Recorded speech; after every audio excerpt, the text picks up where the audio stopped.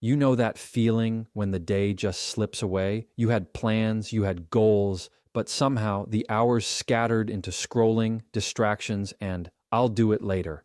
Procrastination has a sneaky way of making us feel busy without being productive. It eats away at confidence, builds guilt, and leaves us wondering why we can't get ahead. But the truth is, procrastination isn't about laziness. It's about control. If you want to own your day, you have to stop letting procrastination dictate your time.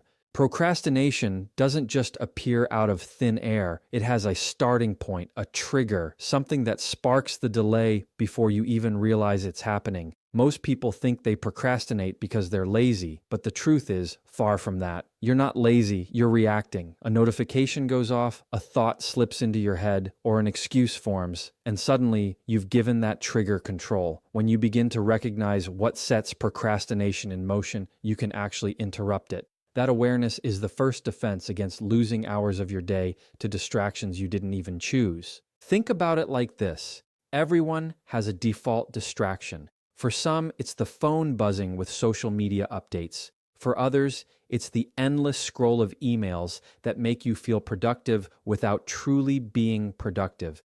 Maybe it's the small voice inside whispering, "You'll do it better later." Those triggers feel harmless in the moment, but they build into patterns that silently erode your productivity.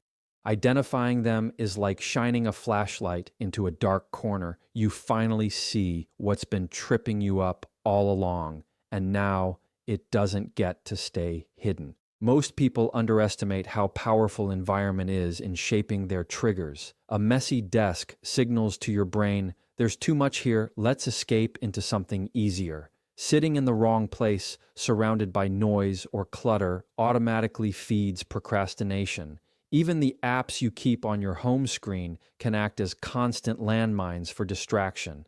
When you start connecting your procrastination to your environment, you realize it's not just willpower that needs fixing, it's your setup. Change your environment and you remove half the triggers before they even reach you. But triggers aren't always external. Some of the most damaging ones live inside your own head. Fear of failing, fear of not being perfect, fear of wasting effort. These fears disguise themselves as just waiting for the right moment. But what they're really doing is keeping you from moving at all. When you're scared of the outcome, the trigger isn't the phone or the noise. It's your own thoughts convincing you that avoiding action is safer than facing it. Learning to spot those mental triggers is just as important as recognizing the external ones, because they can be even harder to fight. So how do you get ahead of these triggers? Start by tracking your patterns. When do you tend to procrastinate most? Is it first thing in the morning when you're groggy, or mid-afternoon when your energy dips? Is it when you sit down to do a specific task that feels overwhelming? Write it down. Look for the connections between your triggers and your actions. Once you can name the moments and the feelings that pull you off track, you can start building strategies to block them before they hijack your time. Once you see your triggers clearly, you can design practical ways to handle them. If your phone is the constant interrupter, put it in another room while you work. If noise drags your focus away, use noise-canceling headphones or change locations. If perfectionism is your mental trigger, lower the bar by telling yourself you only need to work for 5 minutes. These small adjustments create friction against procrastination.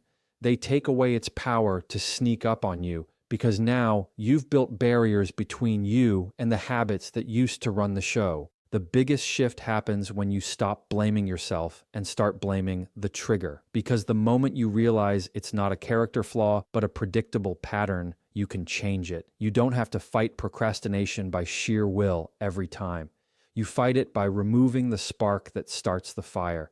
That's why identifying your triggers isn't just step one, it's the foundation. Without it, every productivity strategy feels like a temporary fix, but with it, you're finally in control of where your time goes and who gets to direct your attention. When procrastination shows up, it often isn't because you don't care about the task. It's because the task looks too big. Your brain sees a giant mountain, and instead of climbing it, it looks for the quickest escape route.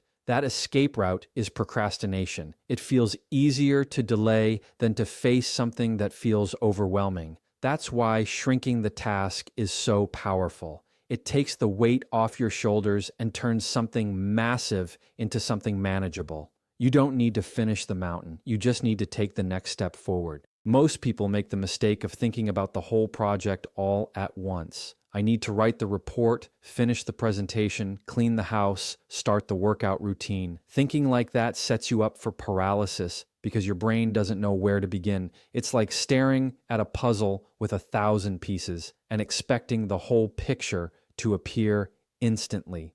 The solution is to zoom in. Forget the 1,000 pieces. Just pick up one piece and place it where it belongs. Shrinking the task is about making progress feel so small that it's impossible to resist starting. Here's the thing, your brain loves momentum. The hardest part is always the beginning, not the middle. Once you've started, you find a rhythm, and suddenly the task doesn't feel as impossible as it did 10 minutes ago. That's why shrinking the task works so well. Instead of demanding that you finish the project today, you tell yourself, write one sentence. Instead of saying, I have to clean the whole kitchen, you say, wash 3 dishes. That small movement lowers the resistance barrier. You trick your brain into starting, and starting is where the magic happens. Think about the times you've told yourself you'll just do a little bit, and then you ended up doing way more. That's not an accident. That's how momentum works. Starting small doesn't just build progress, it builds confidence.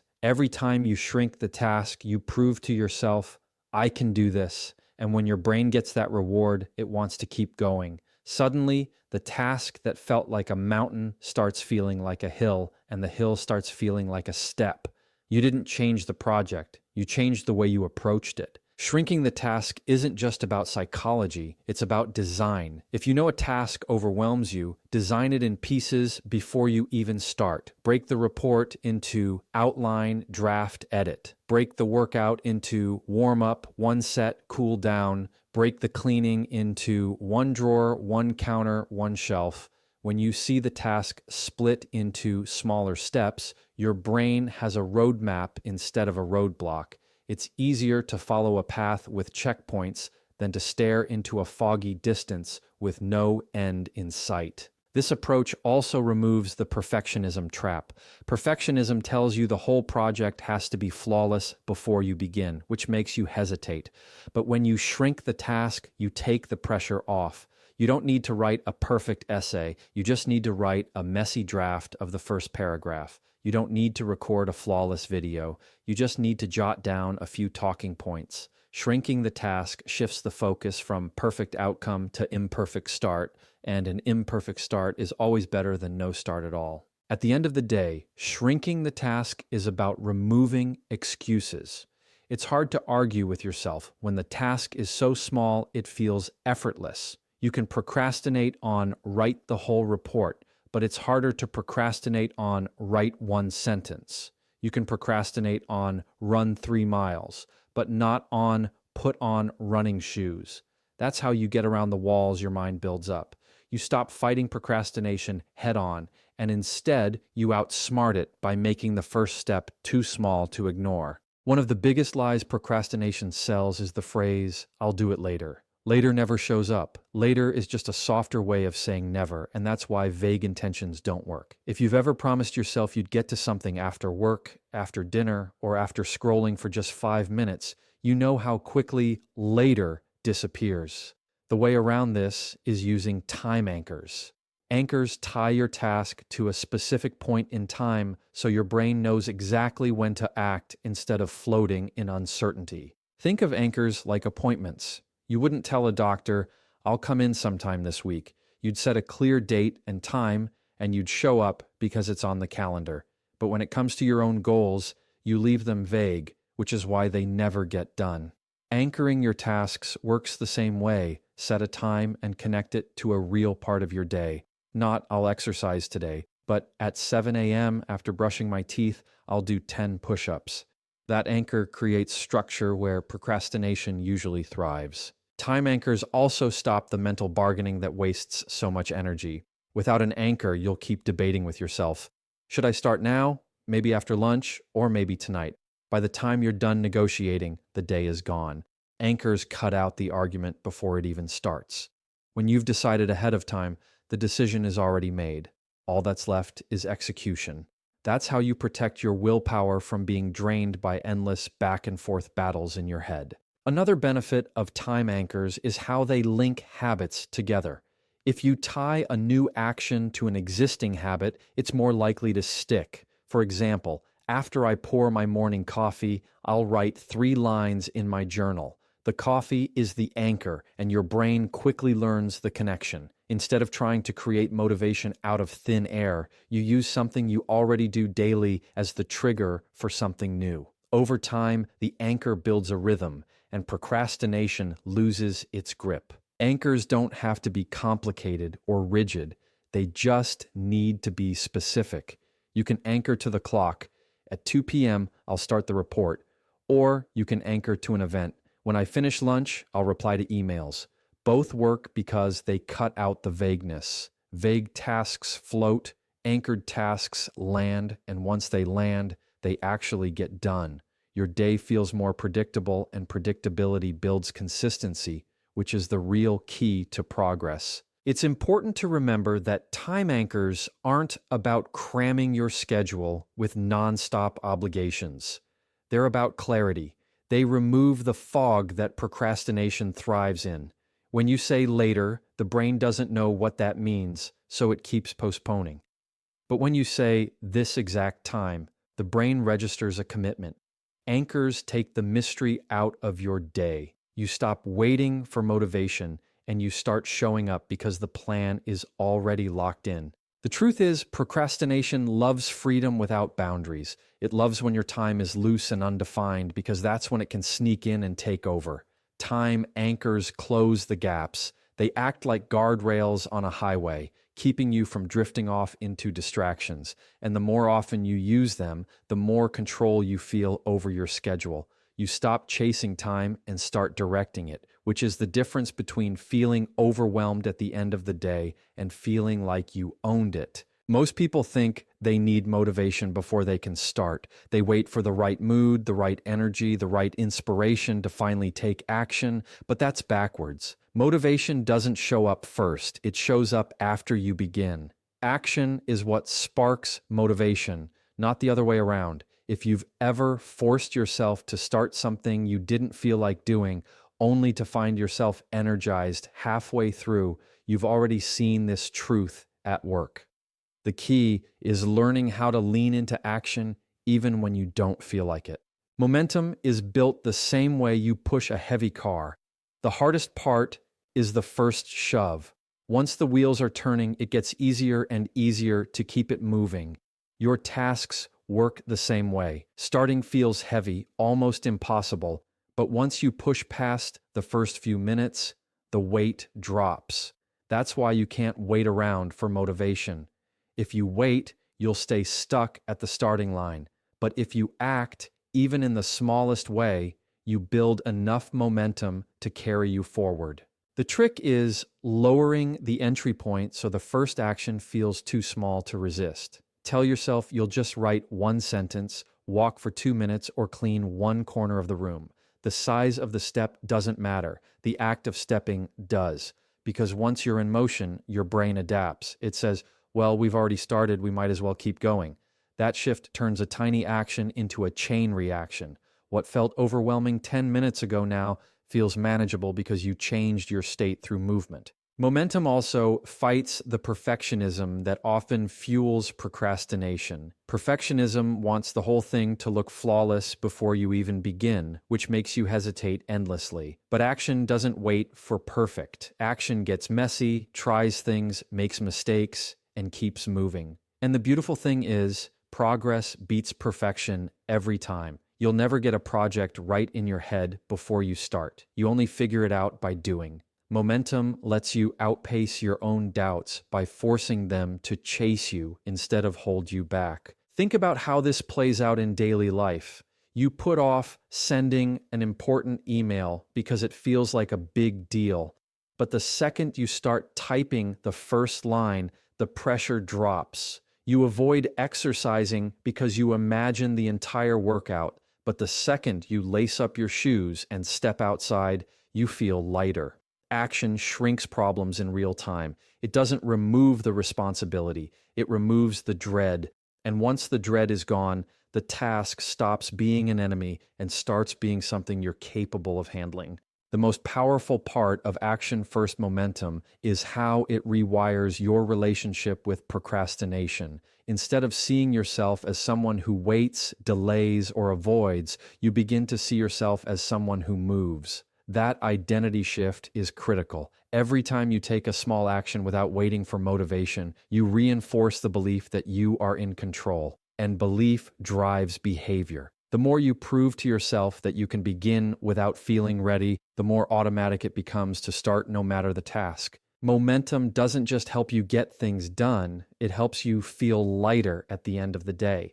Procrastination leaves you drained because you spend hours thinking about what you didn't do.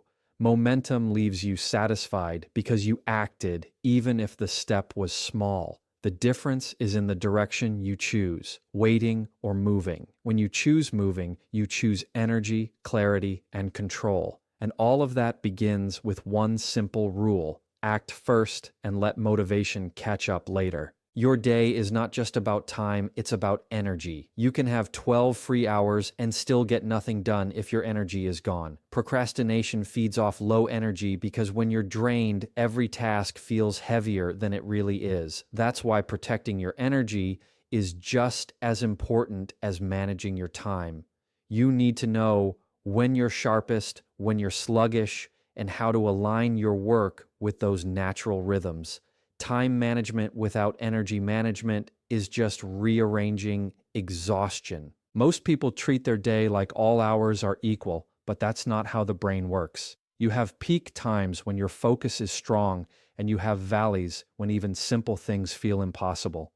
The mistake is wasting your peak hours on tasks that don't matter. If your brain is sharp in the morning, don't burn that energy on emails or scrolling. Use that time to attack the hard, meaningful work. Save the lightweight tasks for when your energy naturally dips. That way, you maximize what your mind can actually give you. Protecting energy also means recognizing what drains you unnecessarily. Constant notifications, cluttered spaces, and endless decision-making are silent thieves of focus. Every time you check a message, shuffle papers, or argue with yourself about what to do next, you leak energy. Those leaks add up until you're too drained to tackle the real work. The fix is simple but intentional. Cut off the leaks, turn off non-essential notifications, clear the workspace before you begin, and decide your priorities ahead of time. When you plug the leaks, you preserve the fuel you need. Another way to protect your energy is through recovery.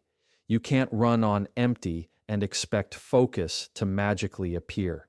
Sleep, breaks, and proper nutrition are not luxuries. They're tools. Skipping them is like expecting your phone to work all day without charging it.